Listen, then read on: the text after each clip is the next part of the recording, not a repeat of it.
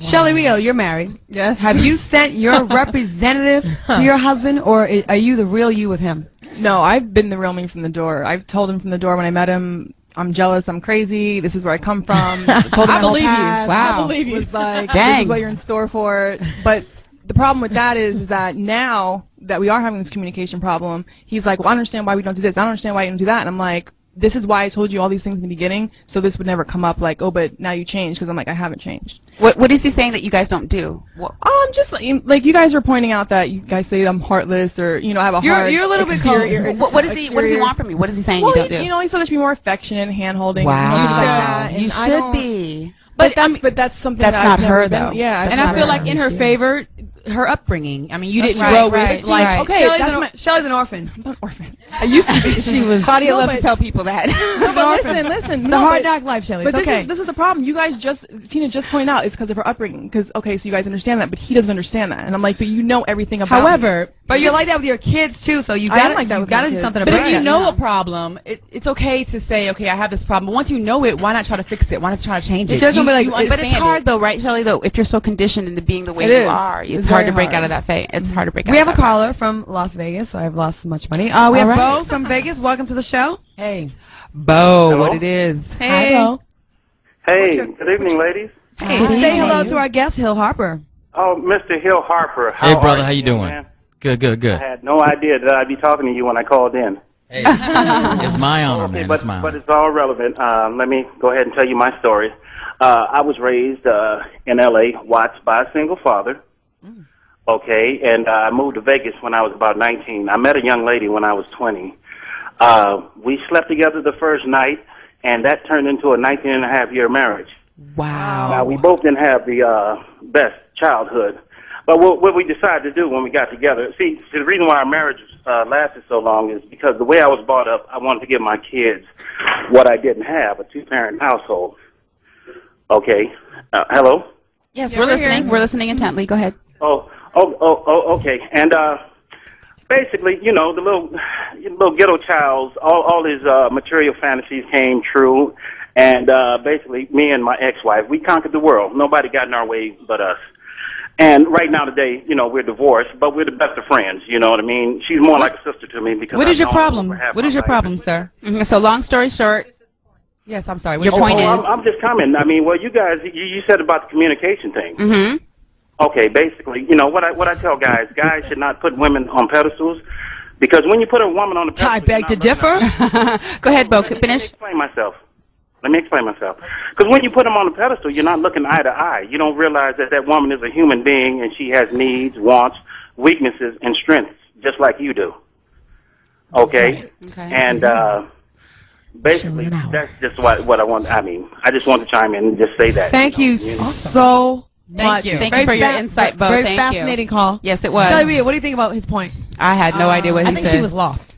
Okay. I think that Shelly just got here. Hill Harper, question for you, okay? Yes.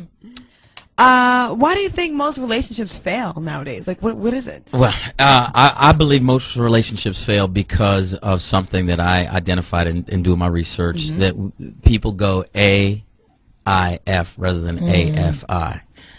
They go attraction, intimacy, and then try to build a friendship rather than going attraction, friendship, intimacy.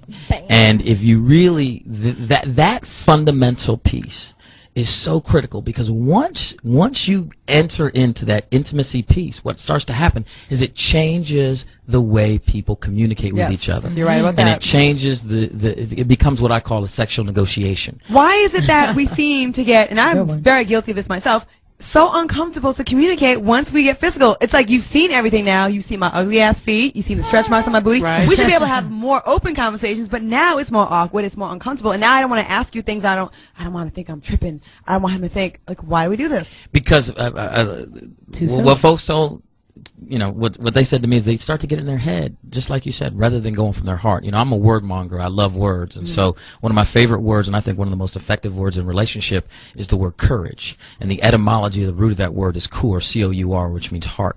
And if you really are coming from your heart, you're building a relationship. You're building something that's actually sustainable. But when you're coming from your head, usually fears, like you were just talking about, fears creep in. For me, fear stands for false evidence appearing real. So you create all these false dragons, these false evidence, like, oh, what if I do this, then I do this. And as soon as you start asking and self-editing, you're getting away from your true core, your core. You're not being real anymore. You're not being real. You're sending your representative. So since I did this, and since he did this, I'm going to do this because of this, this, and this, rather than just saying, okay, this is who I am, this is what I'm about. Hey, how you doing? Let's laugh today. Let's figure out a way to laugh. Let's figure out a way to have fun. Let's figure out a way to go out and do shots. Let's figure out a way to dance, dance on the table. If we want to go to the strip club, let's go to the strip club. If we want to go to church, let's go to church.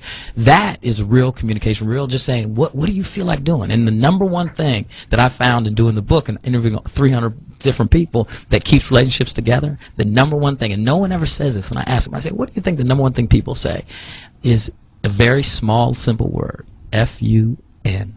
Yes. Fun. And no one ever says that. They say, oh, it's the communication or the friendship or the this. It's just it's simple, fun. If fun leaves a relationship, you will see all those other things start to become problems. I have a friend that's been married. She's in the Midwest, very conservative woman. I've known her since college, and she's been in long-term relationships as long as I've known her. She finally got a divorce, and now she's finally out free for the first time. So she's new to this whole new dating thing. You know what I mean? It's like someone that goes to jail and they come out and their fashion's like a little messed up. It's like kind of stuck in the 80s. So, anyways, she ended up getting with a really young guy and becoming intimate with him quickly. But they used to talk, they work together. They'd speak at work every day and have great conversations, so she felt safe in doing so. Once she had sex with him, now she can't ask him the most basic of things like, what are you doing tomorrow? And it's like amazing how she's like paralyzed now. She cannot communicate with this guy anymore because now she has the fear like you're speaking about and worrying about like what she's saying and if this is going to freak this guy out. And that's a sad thing because they had something good before they had sex with each other. Right. That's what happens when you go to confidence because she's older.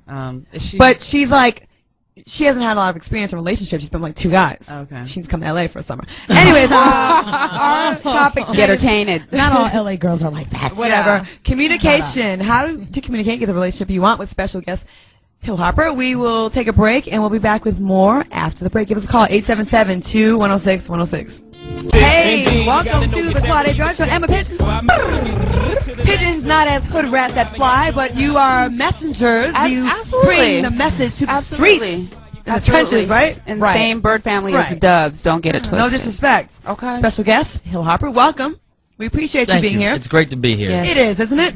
Okay, our topic tonight is communication and how to have the relationship you want. And for everybody out there, the brothers that are listening, all these women that you're hearing, I know on the radio you never know, they are all gorgeous. Wow. Thank you. Our money well spent. Thank you. Which brings me to my question to you, because you seem to be very knowledgeable, and so I'm curious, are you single? I mean, with knowing all these things you do about relationships and what it takes to keep one, are you single? Well, in the book, I run down, part of the whole book is me chronicling a relationship that you were in. I was in. Okay. And the relationship ended. It didn't work. Wait a minute. Now you can't keep a relationship? Well, that's why he interviewed. There's no hope. That's why I went on a journey to figure it out. Damn. What happened, Hill? Well, I mean, with this specific relationship that's in the book, what happened? I'm in your business right now. I want to know. It was long distance. Oh, you just told me about that. Yeah. Right. Oh, okay. But that's why he's schooling you. He's been there, done that. Now he's going to tell you. And and again, it goes back. I know what I want. Like I want a partner to build a life with, right? Right. And so if it's long distance, I know I can see her every 2 weeks on a weekends. We can go to great hotels and meet exotic places and do great things. And the relationship is great, right? So that feels wonderful, right? Feels great. But, every other weekend or every third weekend. You need local. That's not a relationship. You need someone to come through late night, trench coat, no drugs. I feel you. Great. Okay. I mean, they say at the end of any long distance relationship, there has to be a point where someone is willing to move to that person. There has to be some, ending point. It can't be long distance forever. Yeah. And here's what happens. But they are romantic, though. What? A long distance relationship is romantic. You're seeing the best representative for a while. It's fun. It's, it may be a little fake and maybe not, as real. You're not seeing the everyday, the negatives. Right. You're getting the best of that person per month or every 2 weeks. But they get to a point where they have to go one way or the other. Yeah.